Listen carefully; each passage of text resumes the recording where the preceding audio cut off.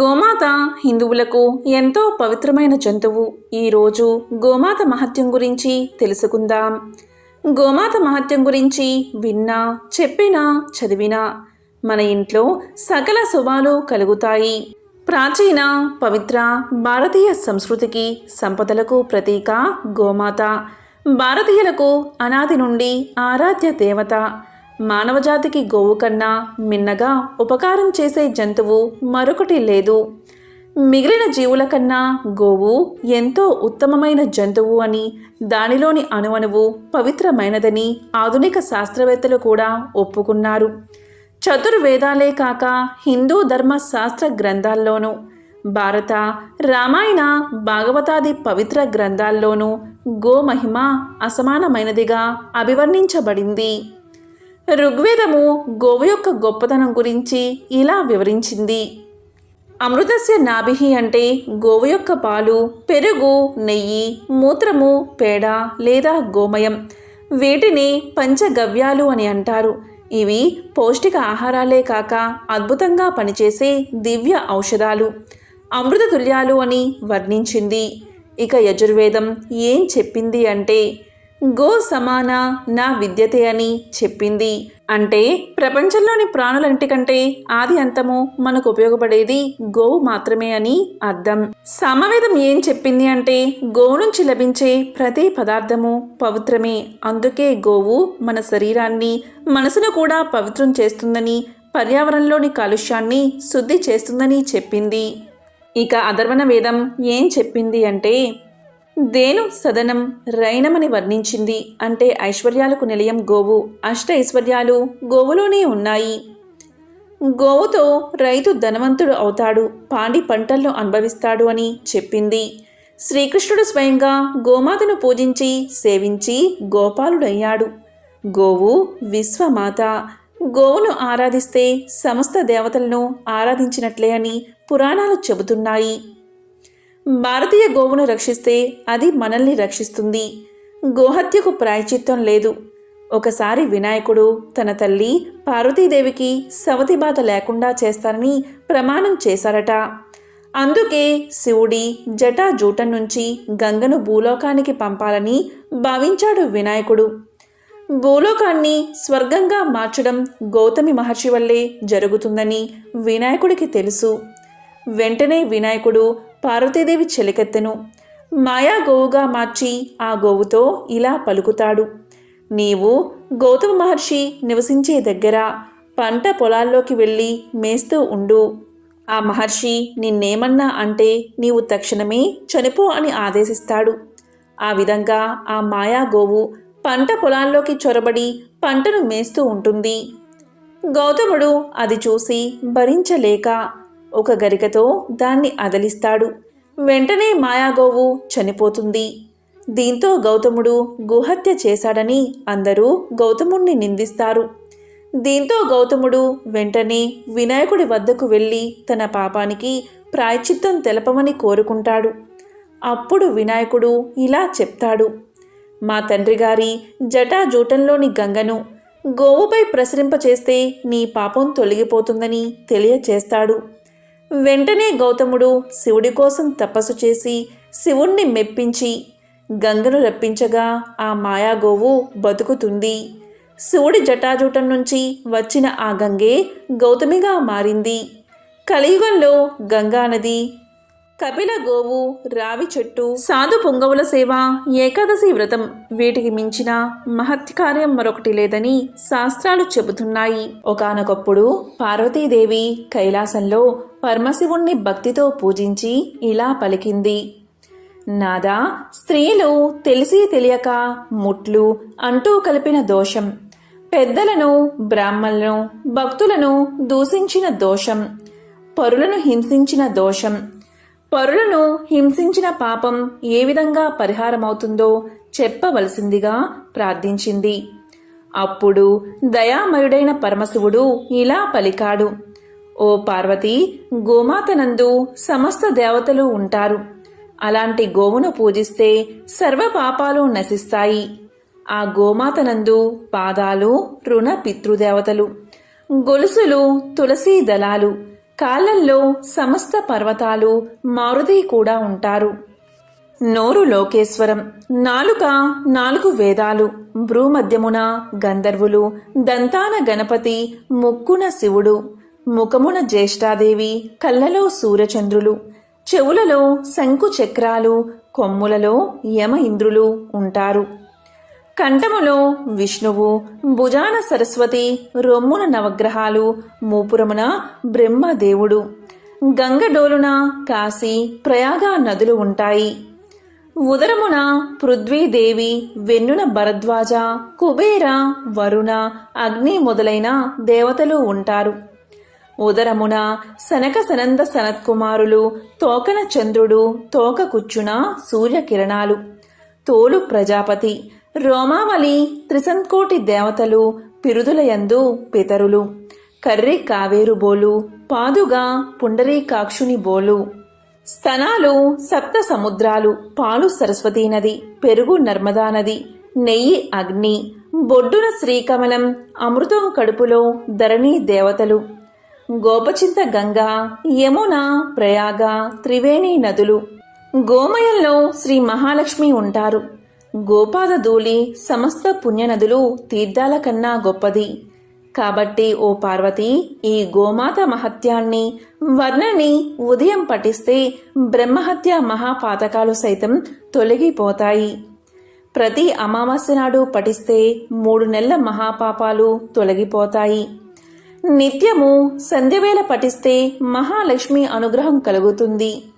గోవును ఎవరైతే మనస్ఫూర్తిగా పూజిస్తారో వారి 3 తరాల పితృదేవతలు తరిస్తారు. గోవుకు తృప్తిగా మేత, శనగలు, బెల్లం తినిపిస్తే సమస్త దేవతలు తృప్తి పడతారు. గోవుకు మనసారా నమస్కారం చేస్తే మంచి ఫలితం వస్తుంది. గోవుకు 5 సార్లు ప్రదక్షిణం చేస్తే భూ ప్రదక్షిణంతో సమానం. గోవును పూజిస్తే సమస్త దేవుళ్లను పూజించినట్లే. గోమాతను దర్శించి గో ప్రదక్షిణం చెయ్యాలి. ఆషాఢ శుద్ధ తొలి ఏకాదశి మొదలుకుని కార్తీక శుద్ధ ఏకాదశి వరకు గోపూజ చేసిన వారు సమస్త పాపాల నుండి విముక్తి పొంది విష్ణు సాన్నిధ్యాన్ని పొందుతారు. కార్తీక బహుళ ద్వాదశిని గోవత్స ద్వాదశి అంటారు. ఈరోజు గోపూజ చేసిన వారు అనంతకోటి పుణ్యాలు పొంది 41 రోజులు చేసిన పుణ్యఫలం ఈ 1 రోజు చేస్తే లభిస్తుంది అని సాక్షాత్తు పరమశివుడే పార్వతికి తెలియజేశాడు. రఘువంశపు రాజైన దిలీపునికి చాలా కాలం వరకు సంతానం కలగలేదు. తన అర్ధాంగి అయిన సుదక్షిణాదేవితో సహా సద్గురు దర్శనం కోసం వశిష్ఠ మహర్షి ఆశ్రమానికి వెళ్ళాడు. తనకు గల చింతను వ్యక్తం చేశాడు. 1 నిమిషం ధ్యానం చేసి వశిష్ఠుల వారు ఇలా పలికారు: నాయనా, నీవు ఒకసారి దేవేంద్ర లోకం వెళ్ళి తిరిగి వస్తున్నప్పుడు కల్పవృక్ష ఛాయలో ఉన్న కామధేనువును గమనించలేదు. గోవు కనబడగానే నమస్కారం చేసి ప్రదక్షిణలు చేయాలి. ఇక కామధేనువు మాట వేరే చెప్పాలా? సర్వధర్మాలు తెలిసిన నీవు అప్పుడు ఋతుస్నాత అయిన నీ భార్య దగ్గర ఉండాలి అన్న ధర్మం పాటించే తొందరలో వేగంగా నీ మందిరం చేరదామని వస్తున్నావు. ఆ కారణంగా నీవు ఆ కామధేనువును గమనించకే వచ్చేశావు. నీచే పూజా వ్యతిక్రమం జరిగింది. పూజలను గుర్తించకపోవడం శ్రేయస్సుకు భంగకరం కాదా? అప్పుడు కామధేనువు, రాజా, నన్ను పూజించకనే తొందరలో ఉండి వెళ్ళిపోతున్నావు. నా సంతానాన్ని సేవించినా కాని నీకు సంతానం కలగదు అని చెప్పింది. కాని రథవేగం వల్ల వాయుధ్వని కారణంగా నీకు కాని నీ సారథికి కాని ఆ కామధేనువు చెప్పిన మాటలు వినబడలేదు. నాయనా, తెలిసి చేసినా తెలియక చేసినా కర్మఫలం అనుభవించక తప్పదు. చేసిన తప్పును సరిదిద్దుకుని ప్రగతి పదంలో నడిచేవాడే ఉత్తముడు.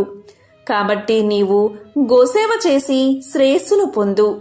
వరుణుని యజ్ఞంలో పాలు, నెయ్యి, ధనధాన్యాలు సమకూర్చుటకై కామధేనువు పాతాళ లోకానికి వెళ్ళింది. ఆ గోమాత తిరిగి వచ్చేంత వరకు ఆమె సంతానమైన ఈ నందిని ధేనువును సేవించి తరించు అన్నాడు వశిష్ఠుడు. ఇలా వశిష్ఠుల వారు హితవు చెప్తూ ఉండగానే ఆ నందిని ధేనువు రానే వచ్చింది. దిలీపుడు పరమ సాధ్వి అయిన సుదక్షిణాదేవి ఆ నందిని ధేనువును సేవించడం ప్రారంభించారు. ఆ రాజదంపతులు నందిని ధేనువును నీడలాగా అనుసరించి సేవించారు. ఆ ధేనువు నిలిచినా నిలిచి, కూర్చున్నా కూర్చుని, నీళ్లు తాగినా తాగి ఆ నందిని ధేనువును ఆరాధించారు. ఇలా 21 రోజులు ఆ రాజదంపతులు ధేను వ్రతాన్ని పరమ భక్తితో చేశారు. వారి సేవకు సంతోషించిన నందిని ధేనువు వారి భక్తిని పరీక్షిద్దామని హిమాలయంలో ఒక గంభీర బిలంలోకి ప్రవేశించింది. త్రుటిలో ఒక సింహం ఆ హోమధేనువు మీద పడబోయింది. వెంటనే రాజు ఆ ధేనువును కాపాడ్డానికి ధనుర్బాణాలు తీయబోయాడు. కాని ఆశ్చర్యం, చిత్రపటంలో వీరునిలాగా ఉండిపోయాడు. ఆ సింహం మాయ వల్ల స్థానువుగా ఉండిపోయాడు. ప్రగల్భంగా అప్పుడు సింహం ఇలా పలికింది: రాజా, గిరిజాధిపతి ఆజ్ఞ పొంది నేనీ పరిసరాల్లో విహరిస్తున్నాను. శివకింకరుడును. నా మీద నీ శక్తులేవి పనిచెయ్యవు. నేను మామూలు సింహాన్ని కాను. ప్రతిరోజు పరమేశ్వరుడు నందిని ఆరోహించేటప్పుడు నన్ను పాదపీఠికగా ఉపయోగించి అనుగ్రహిస్తాడు. నేను నికుంభ మిత్రుడనైన కుంభోదరుడను. పార్వతీదేవికి పుత్రప్రాయమైన ఈ దేవదారు వృక్షాన్ని కాపాడడానికి పరమశివుడు నన్ను ఇక్కడ నియమించాడు. ఈ ప్రాంతాలకి వచ్చే ఏ మృగాన్నైనా భక్షించే అధికారం నాకు ఉంది అని పలికింది. నా పరాక్రమం, బాహుబలం వృధా అవుతున్నవే, ఈ నందిని ధేనువుని కాపాడలేకపోతున్నానే అని అనుకుంటున్న రాజు, నేను కుంభోదరుడును, శివకింకరుడును అన్న మాటలు వినగానే కొంచెం కుదుటపడ్డాడు.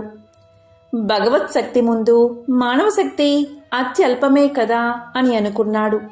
ఆ కుంభోదరునితో ఇలా పలికాడు: ఓ దివ్యసింహమా, సృష్టి స్థితి లయకారకుడైన ఆ పరమేశ్వరుడు నీకువలే నాకు కూడా పరమ పూజ్యుడు.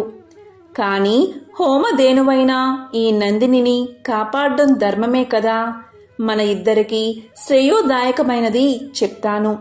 నా ఈ శరీరాన్ని ఆహారంగా స్వీకరించి నా గురుధనమైన ఈ నందిని ధేనువుని విడిచిపెట్టు అని రాజు పలకగానే కుంభోదరుడు నవ్వి ఇలా అన్నాడు: ఓ రాజా, నీవు చాలా మూడులాగా ఉన్నావు. నీవు ఈ భూమండలానికి ఏకచక్రాధిపతివి. యవ్వనంలో ఉన్న మన్మథకారుడివి. ఒక్క గోవు కోసం అన్నీ వదులుకుంటావా? అల్ప కారణానికి అధిక మూల్యం ఎందుకు చెల్లిస్తావు? ఈ ఆవు కాకపోతే ఇలాంటివి 1,000,000 మీ గురువుగారికి ఇవ్వవచ్చు. నీ పాలనలో సుఖంగా ఉండే కోట్లాది ప్రజలను అనాథలను చేసి ఈ గోవు కోసం శరీర త్యాగం చేస్తావా? నీకు ఎట్టి అపకీర్తి రాదు, గురుద్రోహం అంటదు అని అన్నాడు దిలీపుణ్ణి ప్రలోభ పెడదామని. అది విని ధర్మాత్ముడైన దిలీపుడు ఇలా పలికాడు: ఆపద నుంచి రక్షించేవాడే క్షత్రియుడు. అలా చెయ్యనివాడు రాజు ఎలా అవుతాడు? అదే కాక ఎదురుగా హింస జరుగుతున్నా కాపాడకుండా చూస్తున్నా ప్రాణాలు ఎందుకు? ఓ శివకింకరుడా, నీవు దేవతామూర్తివి. నా శరీరాన్ని స్వీకరించి ఈ ధేనువును విడిచి నా ప్రార్థన మన్నించు అని పలికాడు రాజు. ఎలాగో చివరికి ఒప్పుకుంది సింహం. స్థానువుగా ఉన్న రాజు మామూలుగా కదలగలిగాడు. తన్ని తాను సింహానికి అర్పిద్దామని మోకాళ్లపై కూర్చుని తలవంచుకుని సింహం వేటుకై ఎదురు చూస్తున్న దిలీపుడి మీద పుష్పవర్షం కురిసింది. అప్పుడు నందిని ధేనువు దివ్య ఆకృతి దాల్చి ఇలా పలికింది: రాజా, వశిష్ఠ మహర్షి తపశ్శక్తి వలన నన్ను ఈ సింహమే కాదు, విశ్వంలో ఏ శక్తి హాని కలిగించలేదు. నిన్ను పరీక్షిద్దామని ఇలా చేశాను. నీ భక్తితో నన్ను మెప్పించావు. దివ్యమైన నా క్షీరాన్ని స్వీకరించు, సంతానవతుడివి అవుతావు అని పలికింది నందిని ధేనువు. అప్పుడు ధర్మజ్ఞుడైన దిలీపుడు ఇలా పలికాడు. తల్లి, నీ కరుణ అమోఘం. నన్ను, నా అర్ధాంగిని ధన్యుల్ని చేశావు. లేగదూడ నీ పాలకై ఎదురు చూస్తుంది. మహర్షులు యజ్ఞార్థం నీ క్షీరానికై నిరీక్షిస్తూ ఉంటారు. వారు తీసుకున్న తర్వాత మిగిలిన దానిలో 6వ వంతు తీసుకుంటాను అని పలకగానే తదేతి అని ఆశీర్వదించింది నందిని ధేనువు. ధేనువ్రత మహిమ వల్ల రఘు మహారాజును పుత్రునిగా పొందాడు దిలీపుడు.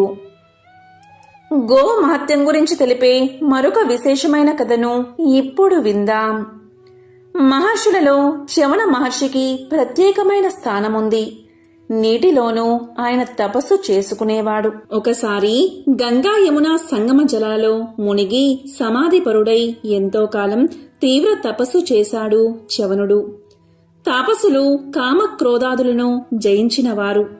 ఆ నీటిలో తిరిగే చేపలు హాయిగా ఆయన శరీరమంతా ఎక్కి తిరిగినా ఏమనక వాటి చిలిపి చేష్టలకు సంతోషించేవాడు చ్యవనుడు. ఇలా 12 ఏళ్లు గడిచాయి. ఒకసారి విధివశాత్తు కొందరు జాలరులు ఆ ప్రాంతాలకు వచ్చి వలని వేయగా చేపలతో పాటు చ్యవనుడు కూడా ఆ వలలో చిక్కుకున్నాడు.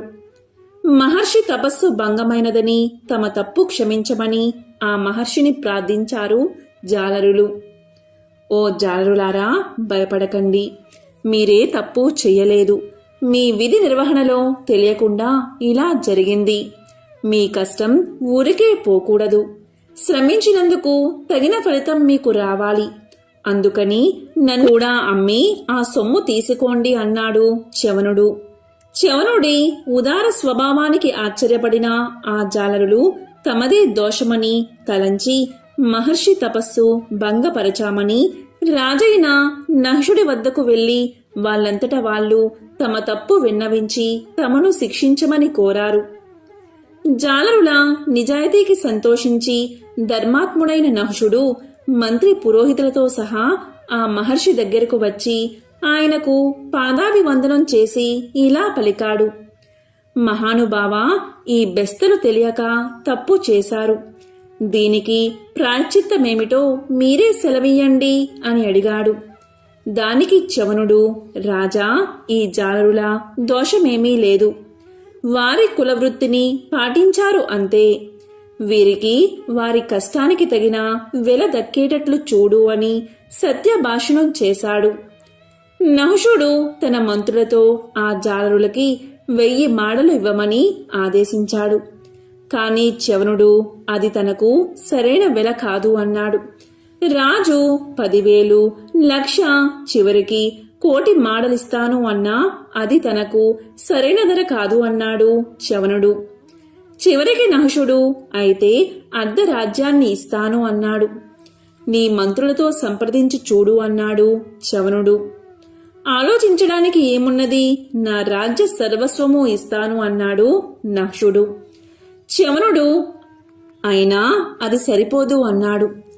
ఏమి చెయ్యాలో తోచని నహుషుడికి ఇలా సలహా ఇచ్చాడు. గవిజాతుడు అనే మహాముని, గోవు త్రిలోక పూజ్యమైనది, సర్వదేవతా స్వరూపమైనది. సకల వేద శాస్త్రాలకు ఆశ్రయుడైన మహర్షికి వెలకట్టడం అసాధ్యం. అలాగే గోవుకు కూడా వెల కట్టలేము. అందుకని ఒక గోవు ఇవ్వు. అలాగే చేశాడు నహుషుడు. చ్యవనుడు సంతోషించాడు. తగిన వెల ఇచ్చావని పలికాడు. ఆ జాలర్లు కూడా సామాన్యులా ఇలా అనుకున్నారు. ధనధాన్యాలు ఎప్పుడైనా సంపాదించవచ్చు, కాని ఒక మంచి పని చేసే అవకాశం మళ్లీ మళ్లీ రాదు. దీపముండగానే ఇల్లు చక్కబెట్టుకోవాలి. ఇలా అనుకుని మహర్షి దగ్గరకు వెళ్లి ఇలా పలికారు జాలరులు. అయ్యా, బ్రహ్మతుల్యమైన ఈ గోమాతను మీరే స్వీకరించి మమ్ము అనుగ్రహించండి అని పలికారు. వాళ్ల మంచితనానికి సంతోషించిన చ్యవనుడు ఈ చేపలకి మీకు సద్గతులు కలుగుతాయి అని ఆశీర్వదించాడు. ఆ తరువాత నహుషుడి ధర్మబుద్ధికి మెచ్చి చ్యవనుడు, గవిజాతుడు తమని వరం కోరుకోమన్నారు. అప్పుడు వినయంతో నహుషుడు, స్వామి, మీరు తృప్తి పొందితే అదే చాలు, నాకింకేదీ అక్కర్లేదు అని పలికాడు. గోమాత అంత విశిష్టమైనది. కన్నయ్య గోపాలుడు కాబట్టి ఆయన చింత గోవులు ఉండడం సహజమే. కానీ ప్రపంచంలో ఎక్కడా కనిపించినంత ప్రముఖంగా భారతీయ సంస్కృతి, హైందవ ధర్మాలలో గోమాత ప్రస్తావన ఉంటుంది. అసలు గోత్రం అన్న మాటే గోవుల మంద నుంచి వచ్చింది అంటారు. భారతీయుల గోవుకి ఇంతగా ప్రాముఖ్యతను ఇవ్వడానికి కారణం లేకపోలేదు. అవి కేవలం పాలకు, వ్యవసాయానికి మాత్రమే తోడ్పడడం లేదు, మన మనసుని ఎరిగి మసులుకుంటూ వచ్చాయి. హిందువులు గోవులను స్వచ్ఛమైన ఆత్మలుగా భావిస్తారు. తమ కష్ట సుఖాలకు స్పందించే జీవులుగా భావిస్తారు. యజమాని బాధలో ఉన్నప్పుడు తాను కూడా కన్నీరు పెట్టే జీవి గోవు ఒక్కటే. అందుకేనేమో కన్నయ్యకు గోవులంటే అంత ఇష్టం. అంతదాకా ఎందుకు, గోవులు వర్షపు నీటిలో తడిస్తే చిరాకు పడిపోతాయని ఆయన గోవర్ధనగిరిని ఎత్తాడని నమ్మేవారు లేకపోలేదు. గోవు కూడా జంతువే, కానీ ప్రపంచంలో మరే జంతువుకు లేని ప్రత్యేకత గోవుకు ఉంది. గోవు ఒకవేళ విష పదార్థాలను తిని ఆ పాలను మనం తాగితే రోగగ్రస్తులం అవుతామేమో అని మనకు అనుమానం ఉంటుంది. ఒక ఆవుకు ప్రతిరోజు ఒక మోతాదుగా విషాన్ని ఎక్కించి 24 గంటల తర్వాత దాని రక్తాన్ని, పాలను, మూత్రాన్ని, పేడను పరీక్షిస్తే దేంట్లోనూ కూడా విషం లేదు. గరళాన్ని శివుడు కంఠంలో దాచుకున్నట్టు ఆ విషాన్నంతా తన కంఠంలో దాచుకుంది గోమాత. మరే జంతువుకు లేని విశిష్ట గుణం ఇది. ప్రాణవాయువును పీల్చుకుని ప్రాణవాయువును వదిలే ఏకైక ప్రాణి. విషాన్ని హరించే గుణం ఆవు పాలకు ఉంది. వైద్య శాస్త్రానికే అర్థం కాని రోగాలను సైతం తన మూత్రంతో తరిమి కొట్టగల శక్తి గోమాతది.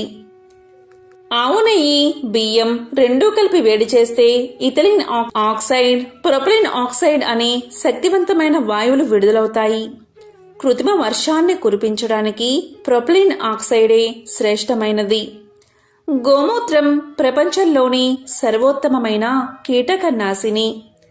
గోవు పేడ, మూత్రం ద్వారా తయారయ్యే మందులతో ఉదరకోశ వ్యాధులను నయం చెయ్యవచ్చు. ఇళ్లను, వాకిళ్లను ఆవు పేడతో అలికితే రేడియో ధార్మిక కిరణాల నుండి మనల్ని కాపాడుకోవచ్చు. ఆవు పేడలో కలరా వ్యాధిని వ్యాపింపచేసే, క్రిములను నాశనం చేసే శక్తి ఉంది. 1 తులం నెయ్యిని యజ్ఞంలో వాడితే 1 టన్ను ప్రాణవాయువుని ఉత్పత్తి చేస్తుంది. గోమూత్రం గంగా జలమంతా పవిత్రమైనది. పూర్వకాలంలో గోవులేని ఇల్లు ఉండేది కాదు. గోవు ఇచ్చిన పాడి పంటలతో పసిపాపల మొదలుకుని వృద్ధుల వరకు నిండు ఆరోగ్యంతో మసిలేవారు. ఏనాడూ సిరిలేదు అని వాపోయేవారు కాదు. వశిష్ఠుడు అంతటివాడు తన దగ్గర ఉన్న కామధేనువు వల్లే విశ్వామిత్రుడి వంటి మహారాజును కూడా ఓడించగలిగాడు. గోమాత గురించి వేదాలు ఇలా చెప్తున్నాయి. సర్వ సంపదలకు మూలం గోవు అంది అథర్వణ వేదం. గోవు గురించి ఎంత చెప్పినా తక్కువే అంటుంది శతపథ బ్రాహ్మణం. రోజూ కాస్త గడ్డి తినిపించి నీరు తాగిస్తే అలా సంరక్షించేవానికి అశ్వమేధ యాగం చేసిన ఫలం ప్రాప్తిస్తుందట. రాజులున్న కాలంలో గోసంపద అనుసరించే వారి భోగ భాగ్యాలు వర్ధిల్లేవి. లోక కళ్యాణం కోసం భగవంతుడు మానవులకిచ్చిన వరప్రసాదం గోవు. గోవు పట్ల మానవులు చూపే ప్రేమను గ్రహించి అంతకు పలురెట్లు అధికంగా మనకు ఫలాలను ఇస్తుంది గోమాత. మరి ఎంతో విశేషమైన గోవుకు ఏం పడితే ఎలాంటి ఫలితం కలుగుతుందో ఇప్పుడు తెలుసుకుందాం. గోవుకు నానబెట్టిన ఉలవలు పెడితే వృత్తినందు నిలకడ ఉంటుంది. నానబెట్టిన బొబ్బర్లు తినిపిస్తే ధనాభివృద్ధి కలుగుతుంది. నానబెట్టిన గోధుమలు తినిపిస్తే కీర్తి, పట్టుదల పెరుగుతాయి. తోటకూర, బెల్లము కలిపి గోమాతకు తినిపిస్తే ప్రశాంతత కలుగుతుంది. గోమాతకు నానబెట్టిన కందులు తినిపిస్తే కోపం తగ్గుతుంది. నానబెట్టిన మినుములు తినిపిస్తే ఆత్మవిశ్వాసం పెరుగుతుంది. నానబెట్టిన శనగలు తినిపిస్తే ఆధ్యాత్మిక చింతన కలుగుతుంది. అలాగే గోమాతకు బంగాళాదుంపలు తినిపిస్తే నరఘోషుల నివారణ జరుగుతుంది. క్యారెట్లు తినిపిస్తే వ్యాపారాభివృద్ధి కలుగుతుంది. దోసకాయలు తినిపిస్తే శత్రు నివారణ జరుగుతుంది. అలాగే టమోటాలు తినిపిస్తే వివాహ ప్రాప్తి కలుగుతుంది. సంతానం లేనివారు గోమాతకు వంకాయలు తినిపించాలి. దొండకాయలు తినిపించడం వల్ల మానసిక ప్రశాంతత కలుగుతుంది. ఎవరైతే నానబెట్టిన కందిపప్పును గోమాతకు తినిపిస్తారో ఇలా చేయడం వల్ల రుణ విముక్తి కలుగుతుంది. ఈరోజు ఈ కథలను విన్నా, చదివినా, చెప్పినా, వినిపించినా సకల శుభాలు కలుగుతాయి. జన్మల దోషాలు తొలగి కోటి జన్మల పుణ్యం వస్తుంది. ఓం సురభ్యై నమః. ఓం శ్రీకృష్ణ పరబ్రహ్మణే నమః.